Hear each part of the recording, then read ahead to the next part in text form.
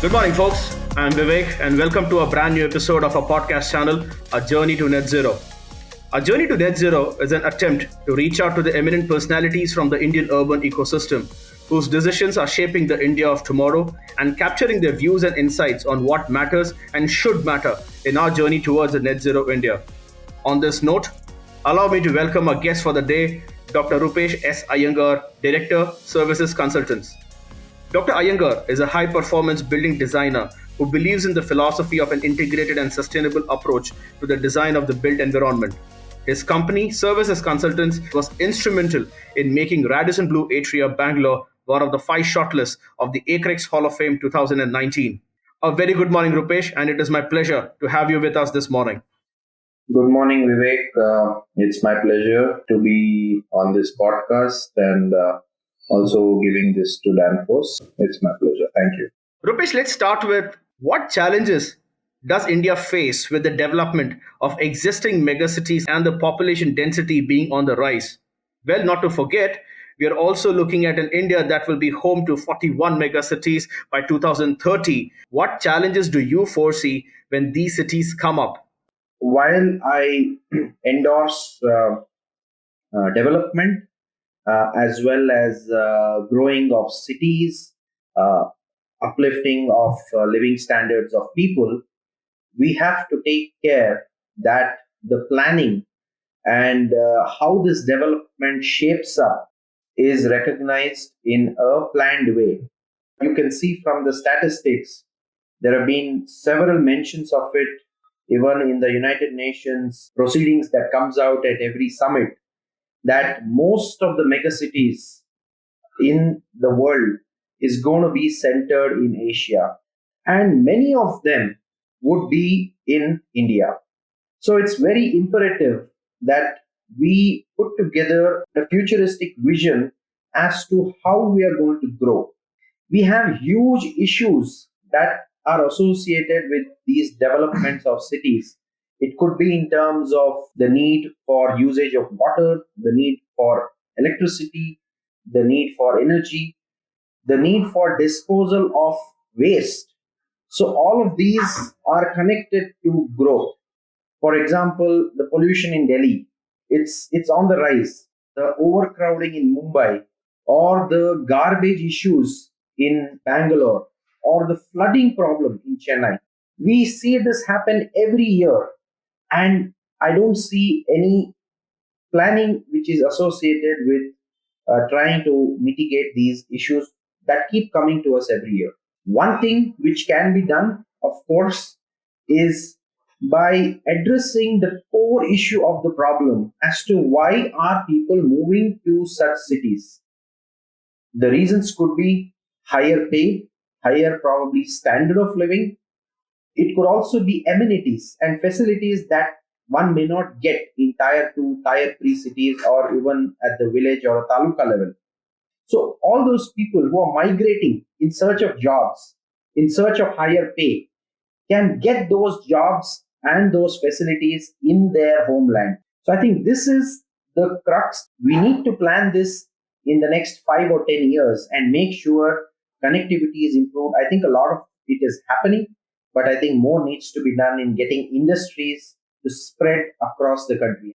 To go back to what you just said, the future megacities of the world are going to be from Asia and a lot of them going to be from India. As of now, 21 out of 30 most polluted cities in the world are in India right now. So, are we saying that we have missed the stop?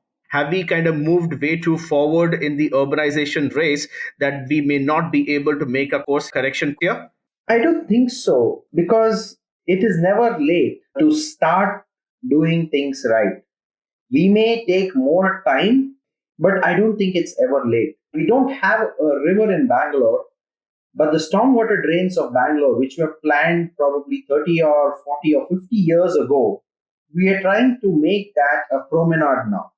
So, right now, those stormwater drains are basically sewage channels. We need to segregate waste, segregate slush, black water, grey water, and usable water. Another project is probably Clean Ganga project. I think there's a lot of emphasis there. There's a lot of cleanup which is being done on the river Ganga, which was almost non-existent if you see 5 or 10 years ago. I think we are doing a few things, but I think the magnitude of that change is very, very small.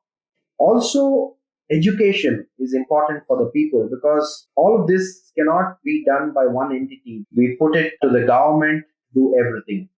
That would absolutely not work because each citizen plays his own part. We also need to bring stricter rules and implementation of those rules. So all stakeholders, right from the citizen to the government, to the implementing agency, to the judiciary, need to be accountable in trying to get this overall vision done.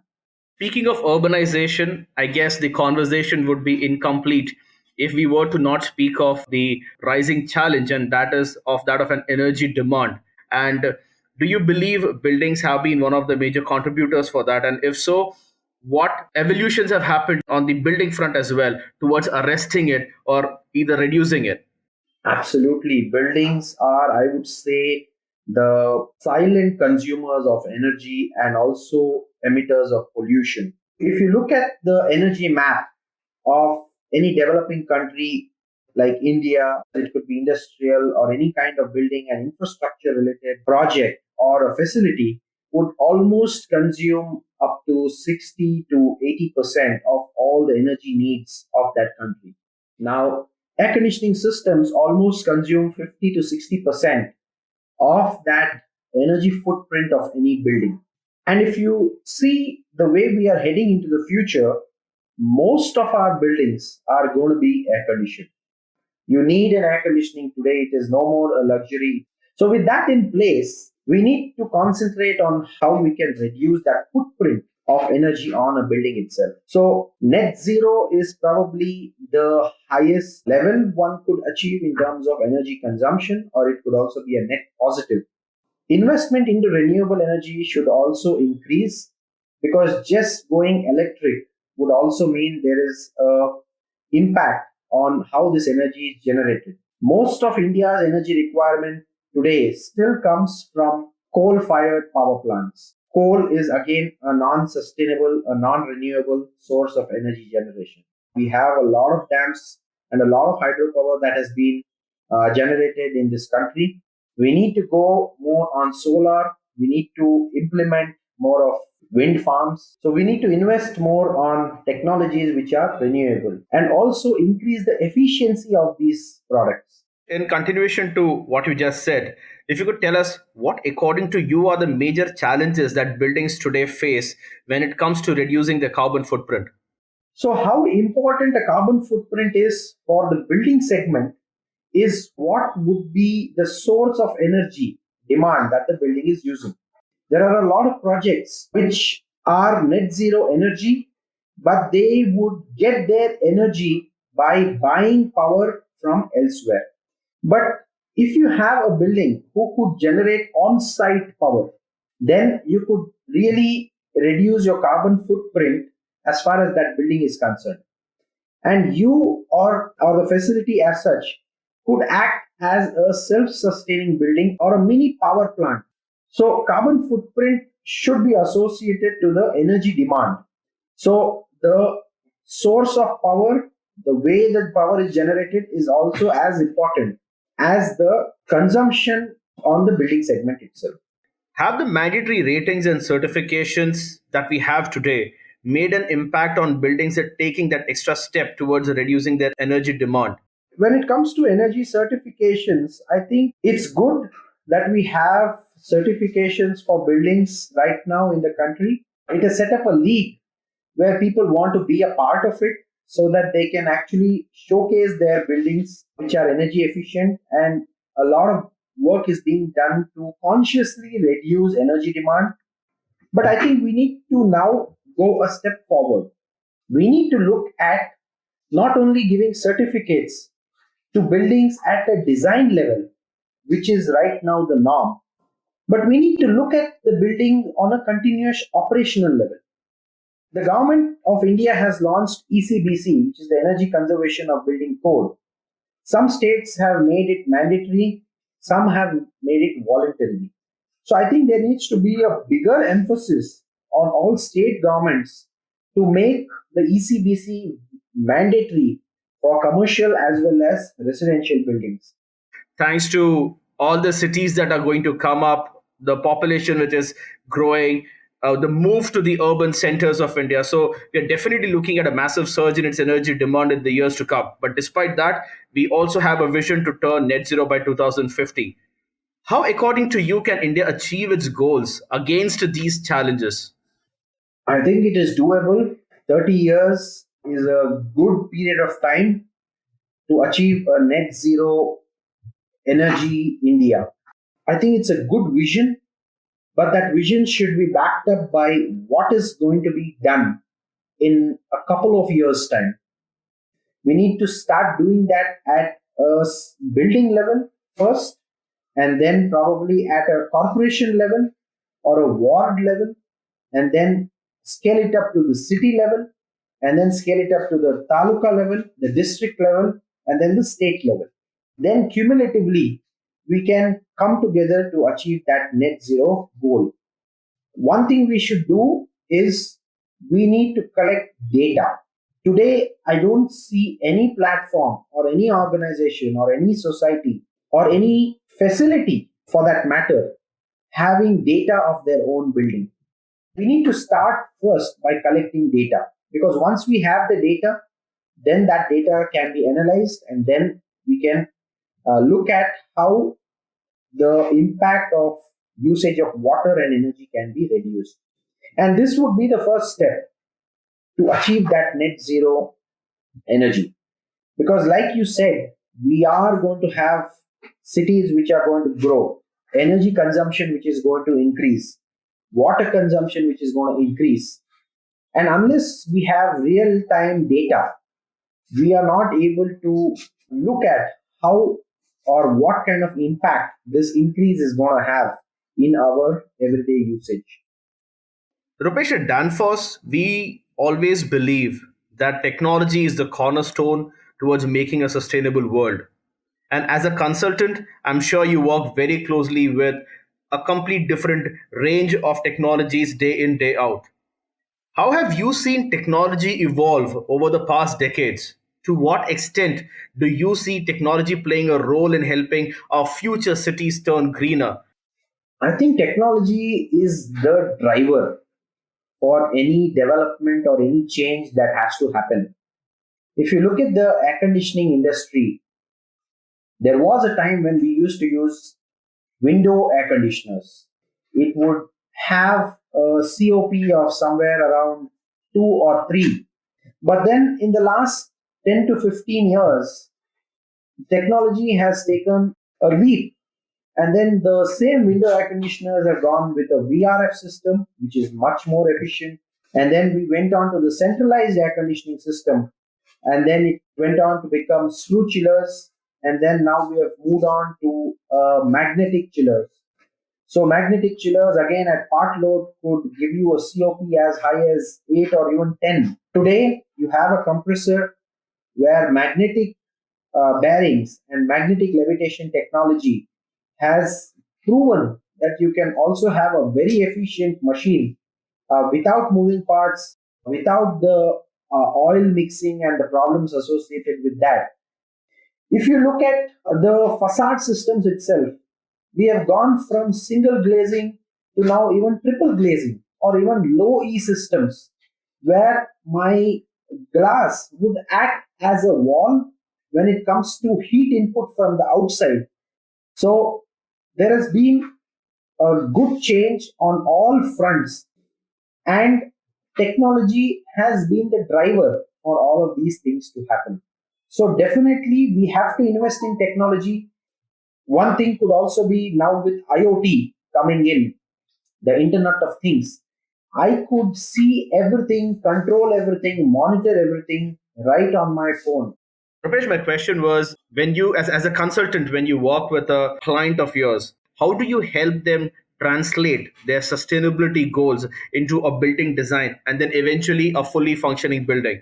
When my client wants to develop a building which is sustainable, I think half of my problem is solved because my approach and my process is in sync with the client's goals. He's investing on the project, he's having the vision on the project that we need to achieve these benchmarks no matter what.